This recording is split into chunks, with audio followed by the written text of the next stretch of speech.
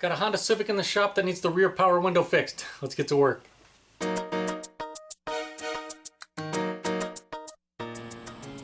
This is what we're working on today, a 2009 Honda Civic LX. And that rear passenger window is the one that's not working.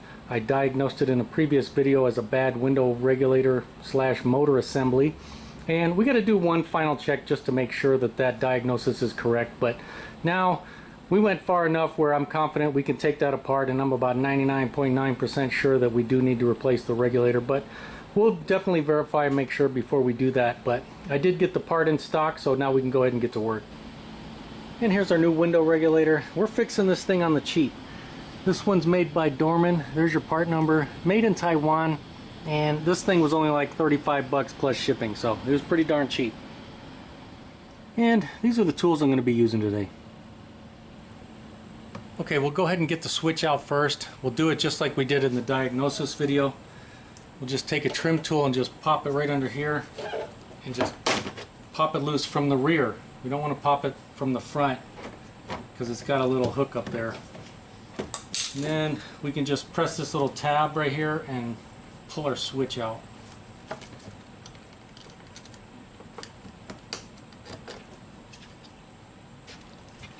Now for the handle, there's a cover right back in there. You can see it right here.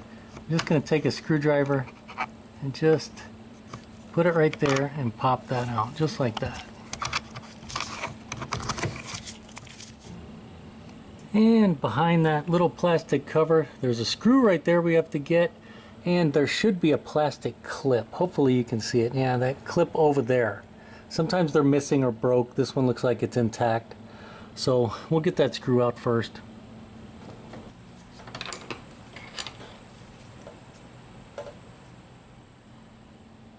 Now to get that clip, whoops, I was trying to hold my flashlight there so we can see. But all we have to do, if I can get everything to cooperate, is just take a screwdriver and we just want to pop that centerpiece in. Well, if it worked, just like that. We just need to pop it in like that. Hopefully you can see it. Come on, focus.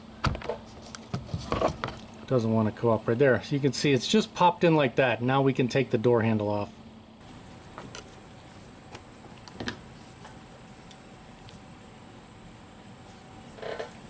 Now to pop the panel loose, I typically go back and use the same trim tool. And we just got to get in behind here. Usually I'll go from the bottom or right on the corner here. Just push it up in there and get it to pop free like that. Once you get one or two, then the rest usually pop out. We just work all the way around until it appears that it's just hanging up here. Now our handle here is clipped in like 4 different places on the back side. So when we take this off, it's easiest to get this out of our way. So what I'll do is I'll just reach back there and press the tabs in, and that'll release the handle, and then we can just turn the handle and just slide it and fish it through. That way we can leave the handle intact and we can leave the cables that are in there intact, and we can remove the door panel completely.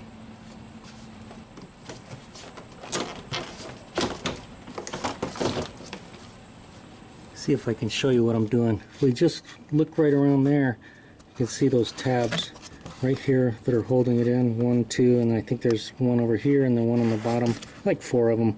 Just got to press them in and then it'll release from the door panel.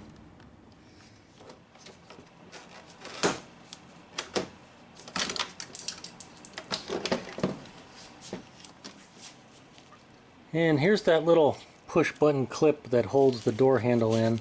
There's the center piece right there. Unfortunately, it looks like it didn't survive. I do have replacements that I can use. They're not exactly the same, but they'll work. But this is pretty common when you work on an older car like this. The plastic just kind of gives away and breaks. Looking at the back of our door panel, just make sure that all the clips that hold it in are still in the door panel. You can see all of ours are. Sometimes these clips pop out of the door panel and they stay in the actual door.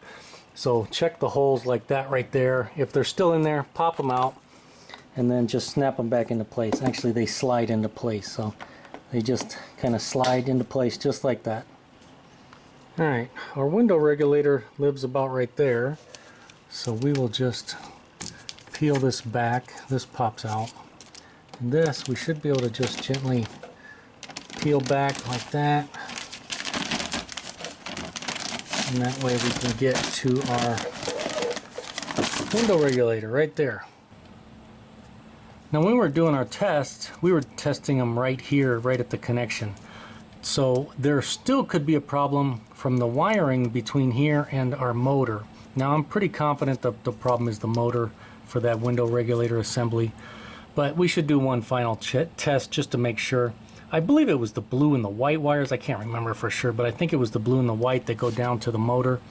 But the only problem that could be is these two wires where they go down to the motor, or where it connects right at the motor, the plug there itself. Now chances of that are pretty remote, but it is a possibility, so we should do one final check with a test light and just make sure that the plug looks okay. But before we disturb that, if that is a problem, we don't want to disturb it, and I would prefer to do a tap test on the motor with it plugged in, and let's see if we can get the motor to work. Now one, that'll kind of tell us that we were on the right track. If it is the motor and we tap it and all of a sudden it works, it's the motor.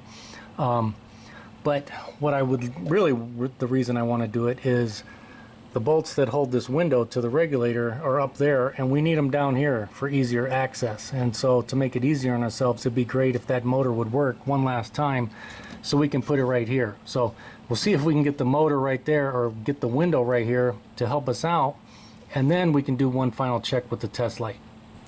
Okay, we got the key on.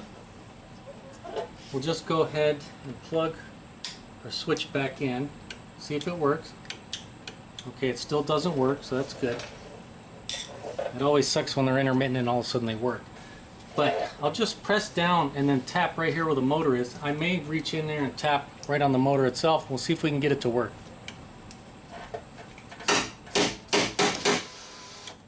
And there we go, we got it to work one last time. So now we have access to the bolts, and we pretty much verified what we knew. It was a bad window regulator. But to show you that one final test, we'll go ahead and do that. I'll grab a test light and we'll do one final check. Alright, now I'm just going to reach down here and unplug it from the motor. We'll need it unplugged anyway. But there it is right there, and there are, hopefully you can see, there are two terminals right in there. If we look, is it blue and white? Yes, it is blue and white. So we can check real quick power and make sure if it works on a test light. I got my leads just touched in there. Now I'm just touching it. I'm not jamming it in there because otherwise we will damage that terminal. But let's just make sure it lights our test light in both directions, and it does. So I'm confident. I was already confident with the tap test, but we know we got a bad window regulator, so we'll go ahead and get it swapped out.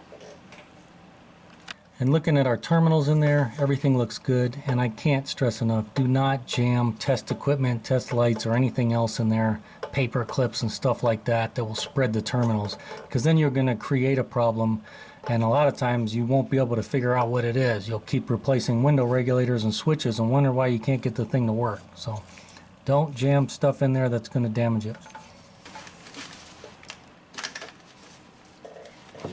Okay, now that the window was kind enough to move down for us, we have access to the two bolts we have to remove, that one and this one over here. We just got to pull them out, and then we'll take the window and we'll move it up and pin it up out of our way. Now, what do I do if the window doesn't move and come down into position where I can get the bolts? Well, typically what I'll do is I'll just cut the wire. I'll take some snips and chop that off. But before you do that, you got to hold the window up. If you don't hold that window up and then you chop it, that window's going to fall down and you take a chance on breaking it. So you have to hold it up, pin it up, either tape it or use what I use, those little suction cups. Hold the window in place, cut it, and then take your tape or suction cups off, and then you can slowly move the window down, and then you'll have access to it right here. You'll have to hold it. You'll have to hold it in about this position right here. Take the bolts out and then push the window back up, tape it or hold it into place all the way up, and then you can do your work from there. It's definitely a lot easier if we can just get that window to roll down one last time, but every once in a while it won't. And you got to do the old cut the wire trick, but just be careful because that window can fall if you're not holding it.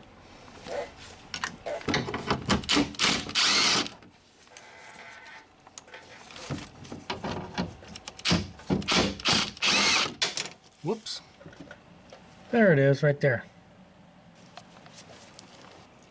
So that's what the two bolts look like that hold the window on. Don't get them confused with these. These are going to be different sizes, but these 5 bolts are what actually holds the regulator to our door frame. So now that the window's loose, we can just pick it up carefully, put it all the way up, and then pin it somehow. In this case, I like these suction cups for this. I used to use tape for that, but you got to be careful.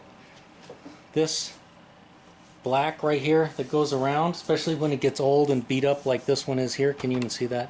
When it gets old and beat up right here, you put some good sticky tape on there to hold that window. You go to peel it off and you'll rip that paint right off. How do I know? Because it happened to me, so that's why I don't do it anymore. But if you use tape, you take that chance. So now what we'll do is we'll remove those 3 bolts, and then up here, this one, you see how it's keyed? All we have to do is loosen that one up, and then we'll remove this one. So this one and those 3 come out. This one we only have to loosen up.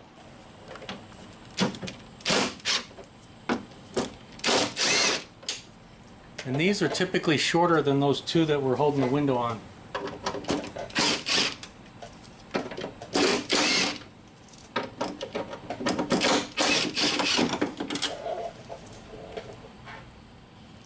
Now we just have to slide it through the little keyhole there and then maneuver it around and get it out over here. See if I can do it and hold the camera. Pop it like that.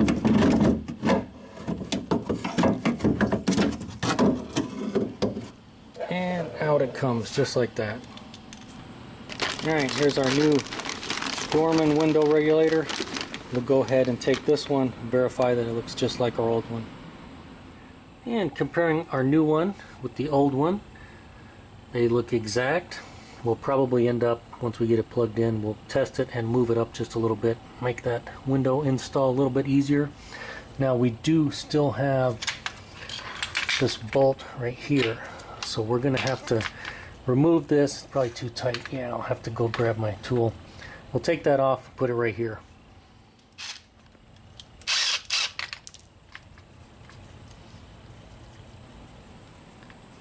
And definitely verify that the connector on the old one is the same as the new one. Now we'll just take our new one and we'll fish it in exactly the same way as we took it out, and then we'll hang this right here.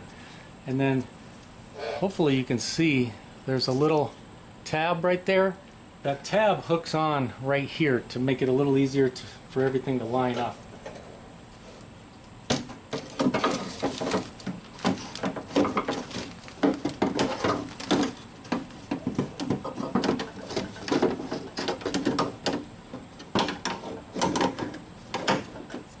Just like that, and that'll kind of line everything up for us. Now we can get the bolts started. And we'll be reusing all the old bolts from our window regulator. I like to get one on the bottom first so it doesn't swing back around.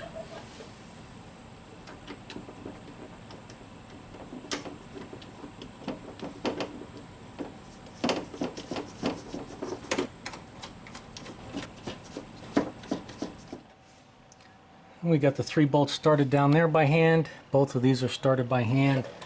Now we'll just tack them down.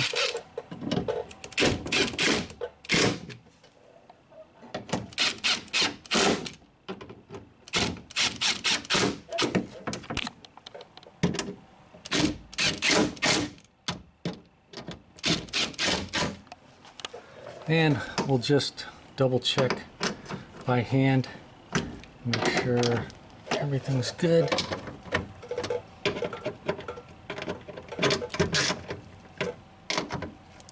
And good to go. Now looking at the position here, if we wanted to, it looks like we could get bolts in. If I had to, I could. But we'll do 2 things. We'll make it a little bit easier on ourselves. We'll move it up here, and we'll verify that the motor actually works before we put everything away. And to unplug this, if you didn't know, we just press that little tab, and usually the tab is closest to this side, so when you reach down you'll be pressing with your thumb and pulling it out. So we'll just get this snapped back in place, and tug on it, make sure that it pops back into place. Now we'll go turn the key on and then put our switch back in and then verify that this thing moves. Alright, our key is on. I'm not even going to snap it all the way in, just a little bit. And we'll just, hey, it works. We'll just bring it up to about right there.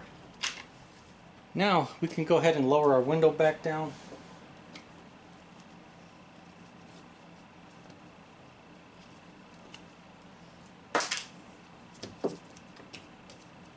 Make sure you're holding on to that window because it will fall.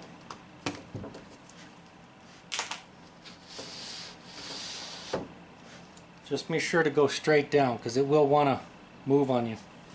And looking down here, you can see that we're lined up pretty good. We'll go ahead and get the bolts started.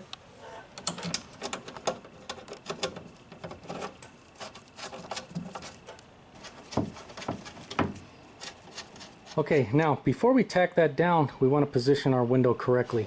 Now the way Honda teaches you is we want to go to our B pillar right here towards this direction on the rear window. So we can just take our window and move it that way, and then we can tack it down right there, and then we'll verify that it works properly. If it was a front window, we'd be coming back towards this pillar. On the rear windows, we go forward like that. Same thing, if it was over there, we'd be going that way. If it was that front driver door, we would come in this way. So basically, we're going towards the very middle of the car. So now we got it in position, we can tack it down right there.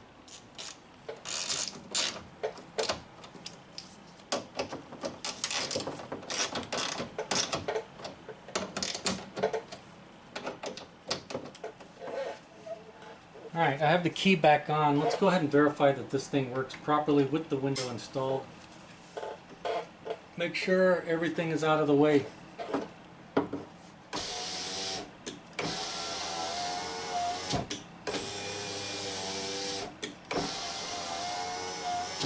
Alright, we're good to go. I'm going to leave it all the way up. Alright, we'll double check our work. We know the 2 bolts in the window are tight. These are tight, these 3 are tight, and we're plugged in. I think we're good to go. Now, we'll go ahead and get this tacked back into place. Usually we can reuse this stuff. Pretty good about that. You just got to remember to put this in the proper position.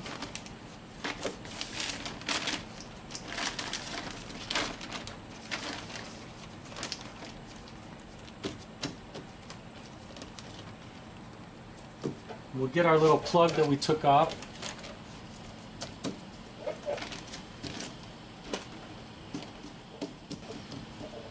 This little plug up here is just rubber, snaps, pops in just like this one. Holds it in place.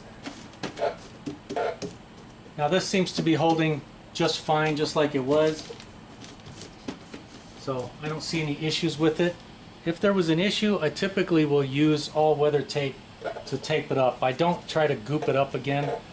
I just use all-weather tape and it lasts forever.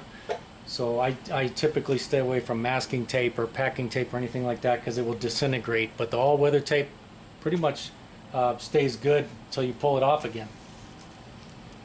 And this is the stuff I use.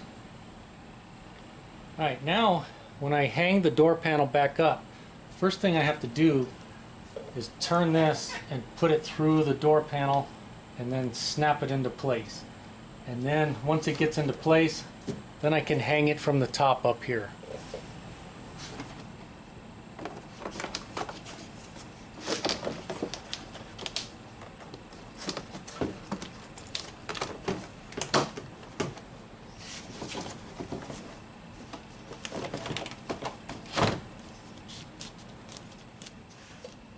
Now, of course, make sure our plug for our switch is coming through so we can plug it back in. Now, some vehicles have courtesy lights down there. This one doesn't have it, but obviously if it did, we would have to disconnect it and plug it back in before we snapped everything together. Now, if we did everything right, hopefully you can see our clips are lined up right in the holes. So now we can go ahead and, well, let me hold the door. I'll put the camera down. We'll snap everything into place.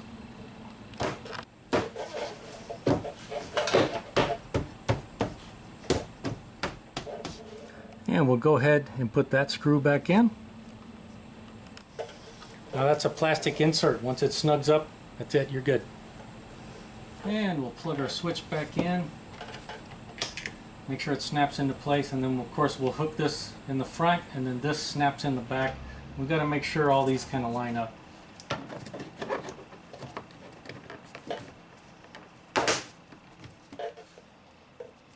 We'll put that screw back in. Same thing, it's a plastic insert. Once it bottoms out, that's it. Don't try to crank it down and you'll just strip it out. Now, as far as that clip right there, you know, like I said, a lot of times this is what happens, they break. This cover right here covers the whole thing, and the screw is what holds it on. That's the strength right there. So we could put this cover in and be good to go, but I do have another clip that will fit in there, so we'll go ahead and grab that and install it. This little 8179 kit is pretty good. Here's all the fasteners you get in this kit. But let's see, where is it? This one right here. This one, even though it's got that style head, it will actually pop in there and hold it perfectly. Okay, I thought I hit record, but apparently I didn't. But we got that clip in place, and like I said, they work well in there. It's not the exact same style, but it works. And honestly, if we didn't have it, it's not a big deal, because that screw is what holds everything in, and we got a cover plate that covers everything anyway. And we snap the cover back in. And with the key on, we'll do one final check, make sure it works. Good to go here. Let me go check it at that switch. Okay, let me know if it doesn't work.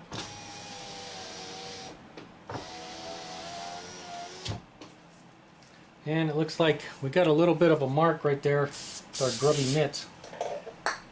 Go ahead and see if we can't clean that off.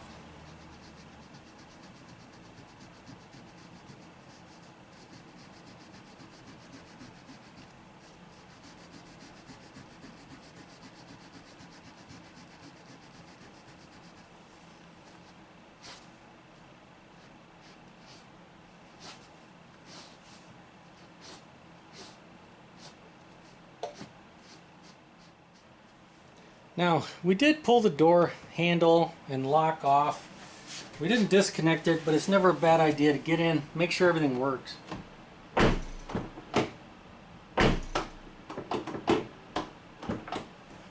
Alright, it still works and the lock works from the inside and from the outside too.